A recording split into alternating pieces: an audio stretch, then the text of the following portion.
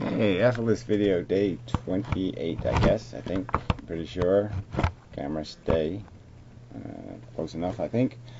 Alright, anyway, DNA, I think, will be the subject, but I really don't know where to go with this one. There's so many ways to take this DNA thing that is so critical to what we are. So much of it is the definition of life, is really this molecule, this idea of replicating.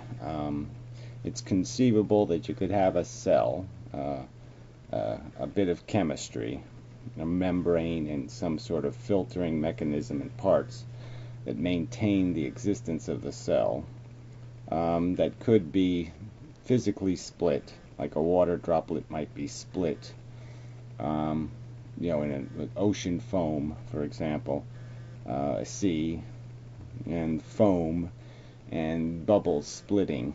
And this would be a kind of reproduction, because the mechanism of the membrane reseals itself. You start off with one and it just collapses into two, and they share a common internal chemistry that is consistent within. And now there's two of these things, and these two grow, and then they can break and become two again, and break and become two again. So you have the beginnings of a mechanism of reproduction where something exists, it grows, it breaks into pieces, the pieces grow, and breaks into pieces, and the pieces grow. And so almost like a viral, exponential kind of reproduction.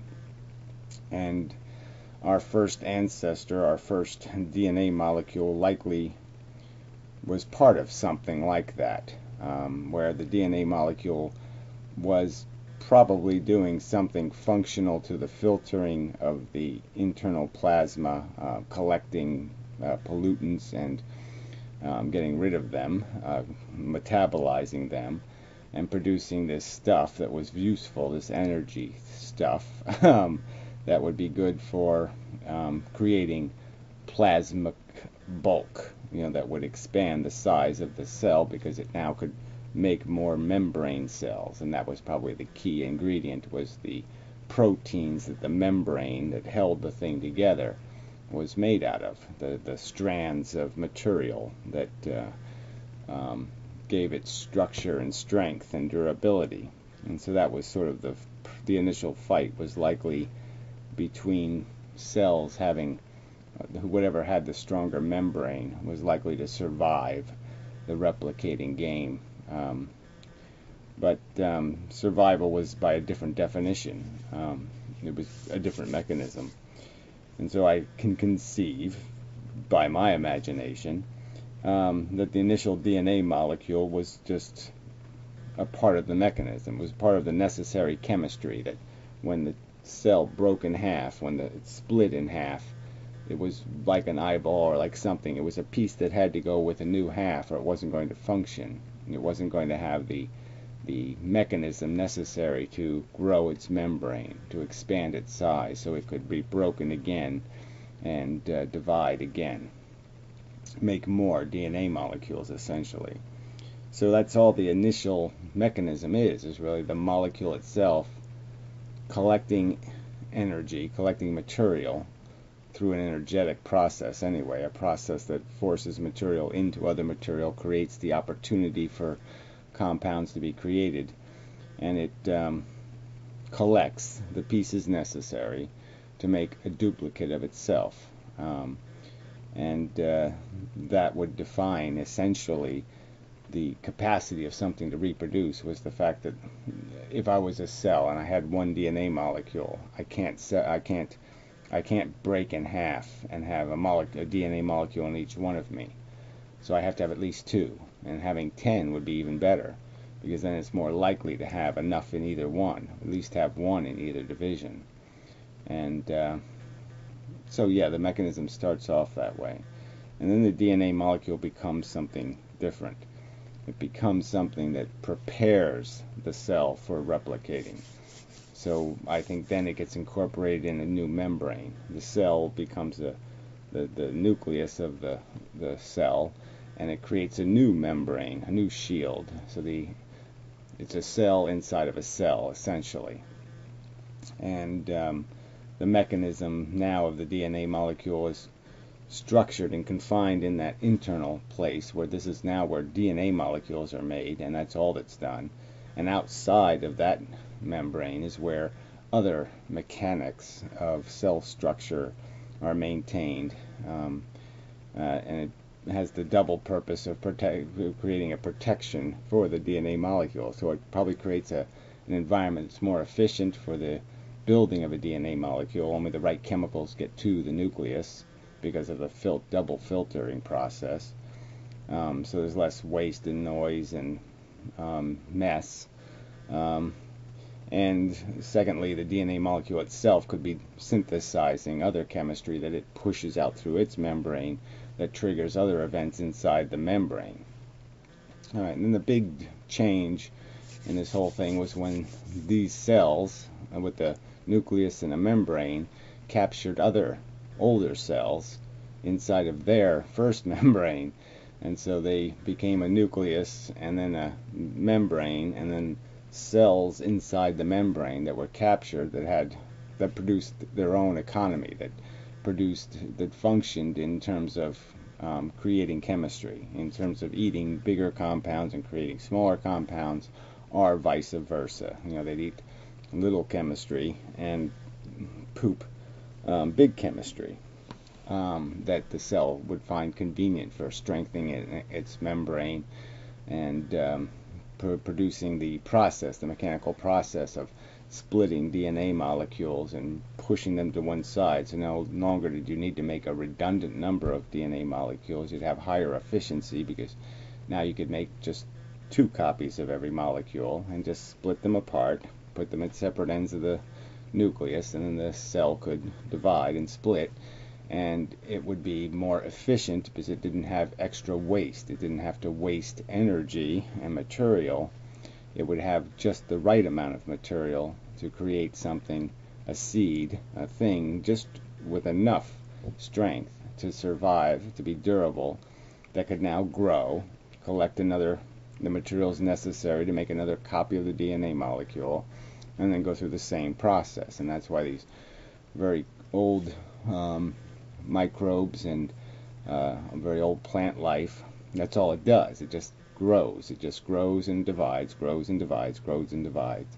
And the process is pretty simple, and the only thing the DNA molecule is really doing is preparing for that division. Its job is basically just to collect the materials to copy the DNA molecule and then split the DNA molecules to each side and do the whole membrane thing and blah blah blah. And that's basically the engine. And so once you get to this point, now the DNA molecule is now taking on this role of organizing or being critical to the initiation of the division. And that's when it starts getting used, in my opinion, to record the sequence of events necessary. And so now it's not just a dividing molecule.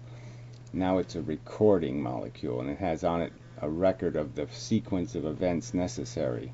So it's mechanically involved in the process. It's mechanically dictating how this will take place, in what order the events will take place, by little chemical triggers on the DNA molecule and how it's read. And they'll just dictate a sequence of events that will that will create the lattice, the infrastructure that grabs hold of the molecules and splits them in half and pulls them to the opposite sides. I mean, it's kind of an amazing thing when you see it in a microscope. When it was the first amazing thing I saw in a science class, was watching this happen, seeing these chromosomes fly to either side of a cell. And it's all chemistry that's doing that. There's no people in there pulling them. There's no ropes tied to them, with people pulling on them. It's all just crude chemistry that's doing this. And it seems so alive itself. It seems like a living thing is somehow orchestrating that event because it is so active and so precise in its movement, in a way, so orchestrated and such a ballet that it seems like you'd have to write it for it to choreograph it. something to make it happen that way. But it's just the molecule reading a sequence of events, creating a sequence of chemical reactions that create this event. And so there's no neurology yet. There's no system of reactions. It's all just chemistry. The release of a molecule, the creation of another molecule that triggers the release of another molecule that triggers the release of another molecule that ends up attaching to another molecule that ends up lengthening a string. I mean, it's just all a hugely long sequence of events, of chemical events. You know, billions of bits of information in it just to do that, just to split DNA molecules. So anyway, that's and that's now at the crudest core of what we are. And I've sort of metaphored that what we have become when we're multicellular, it's just the idea of creating another membrane, another bag of skin, another container for this process. At the core is still the same DNA molecule replicating inside of a nucleus, but now it's got a membrane where it's trapped little other cells, and then it's got another membrane where a whole bunch more cells are trapped, and they're all moving and orchestrating to create this animated animal that's really just captured the ocean inside. We still have seawater in our veins, essentially. The salt level's the same. It's a sea environment. It's sort of the evidence of evolution, the proof of our origins as a fish, is essentially the fact that we're full of ocean water. I mean, duh. You just can't undo that one. It's not a coincidence. It's a cause and effect fact of where we came from, where our ancestors were. They were swimming in the ocean as little bags of seawater. Has a third membrane defining at the core the replication of a molecule. And now this molecule, as you get more complex, as the length of the orders and the system of division becomes more complex, because more orders of complexity are being dictated by competition in the environment. And now the only things that win in the environment are things that do things more efficiently or more effectively, or they do something sneaky that nothing else understands or is able to counteract. Nothing else has a reflexive defense against this new thing it does. And that's by adding on more stuff in terms of how these chromosomes separate and pull apart. They just do that. They just pull apart. And and once they do that, they become two entities, and these new entities now are dictating the creation of more cells. So it's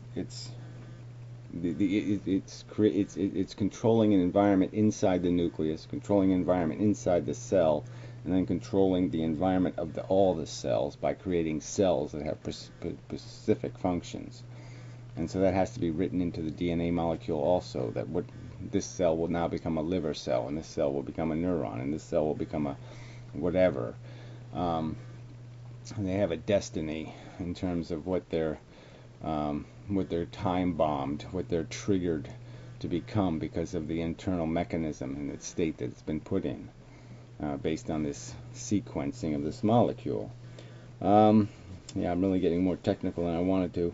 I want to get the idea of the big picture of this, that it is just this layers and layers and layers of complexity, and it's still at the core for human beings is the sperm and the egg, really crude chemistry, really crude cells.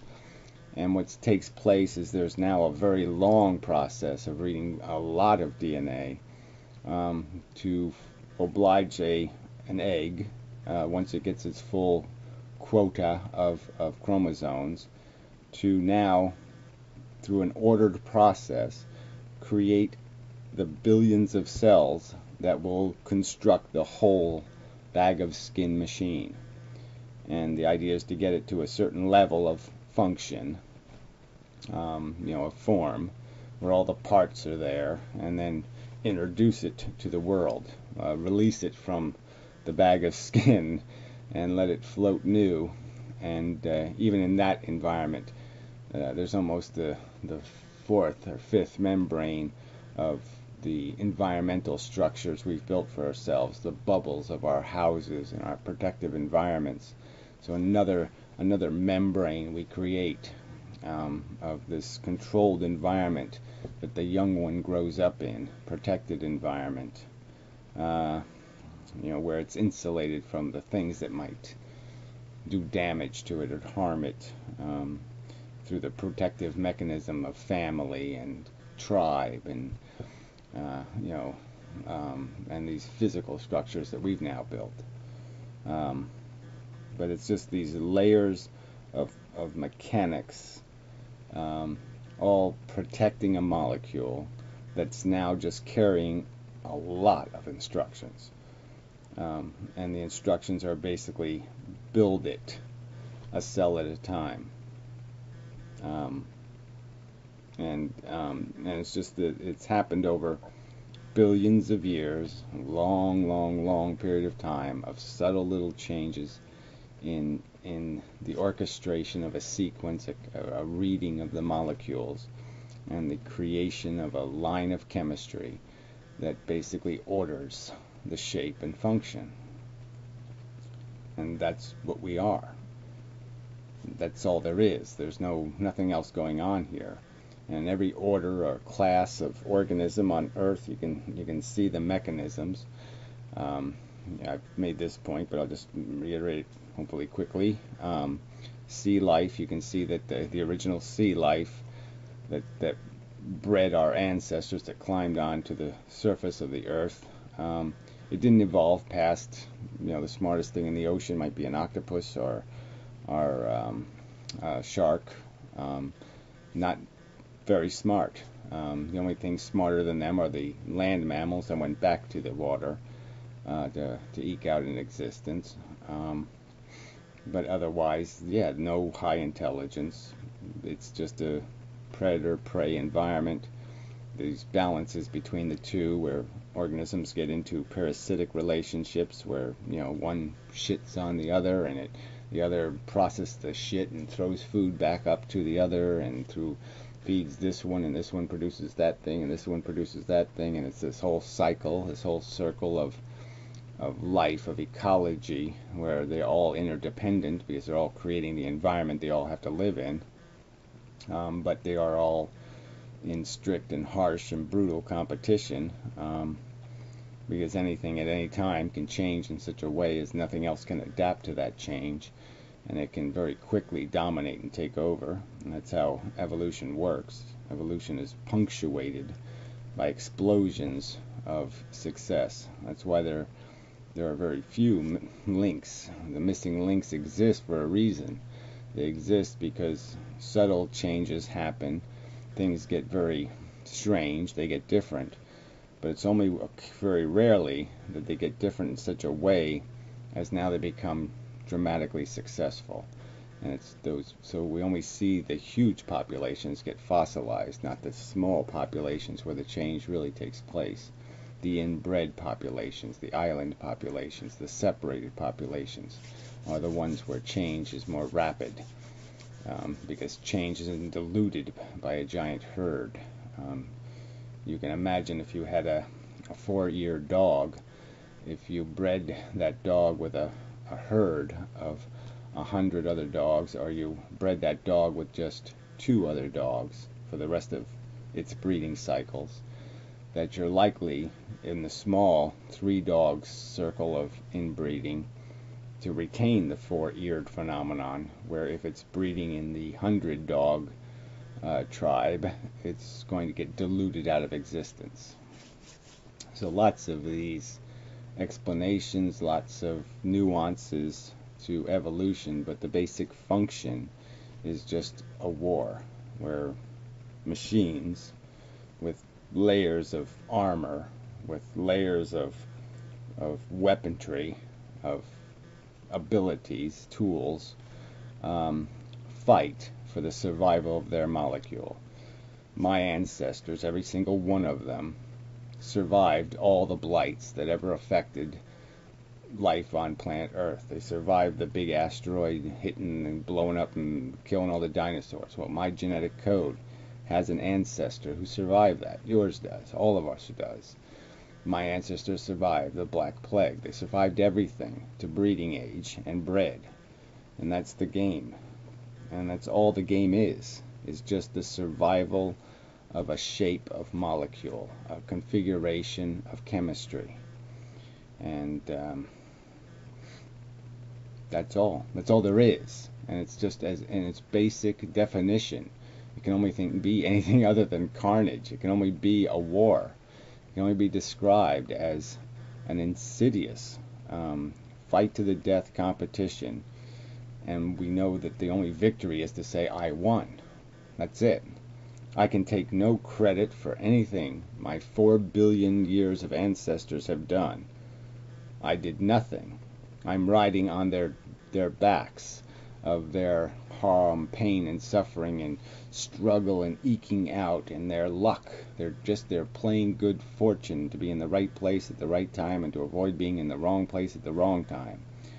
And that's it.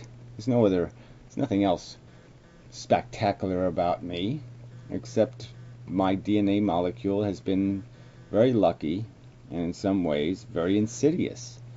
So just contemplate for a while. As I was talking about fish, the only thing they evolved into was sharks, and other predators, right? The intelligence is all in the predators mostly. I suppose some shrimp are pretty smart, but I don't know how smart. But you can see that insects didn't get smarter. So there's another class, the fish, the invertebrates come onto to Earth and the land. They didn't get any smarter. Plants never even developed a brain, never developed true neurology, so they couldn't even do any of this truly reflexive stuff, the electro-reflexive behaviors.